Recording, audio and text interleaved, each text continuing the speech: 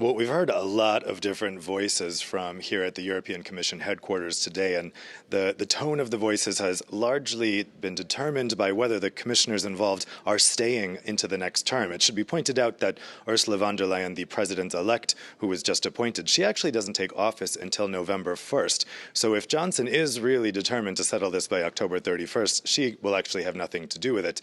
Now, we heard from some very scathing remarks from the European Health Commissioner, Vytenis Andriukaitis. He wrote in a blog entry that Boris Johnson was selling cheap promises, simplified visions to the British people, and he actually compared the false facts that Boris Johnson has given out to the propaganda that he heard when he was growing up in the USSR. He's from Lithuania, but he is not coming back. He will be gone, and so he can kind of afford to be very blunt. But we also heard from the Vice President of the European Commission today, Frans Timmermans. He happened to be giving the midday press briefing when Boris Johnson's appointment was announced. He had a slightly more diplomatic take. He is staying on. He will continue to be the Vice President of the Commission in the next term. But he said that there is absolutely no way that the EU is going to reopen the withdrawal deal as Boris Johnson has promised they would do throughout his campaign unless the UK changes its red lines, most probably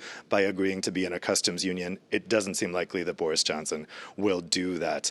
Now, perhaps the most important voice from the Commission is Michel Barnier. He is the EU's chief negotiator. He simply said today in a tweet, basically just acknowledged that Boris Johnson is the new prime minister. But the general consensus here in Brussels is that a renegotiation of that withdrawal deal without the UK changing its red lines is an impossibility. All right, then. So a no-deal exit from the EU more likely than ever, given that Johnson is set to be the Prime Minister. How prepared are the Europeans for that scenario? They're getting more and more prepared as time goes on, especially since the thinking now in Brussels is that no deal is perhaps the most likely scenario. Now, it would appear we're not being told that Johnson has any immediate plans to come here to Brussels or to any other European capitals. In fact, it seems likely that his first visit will be to Donald Trump in the U.S., and he may not come here till September.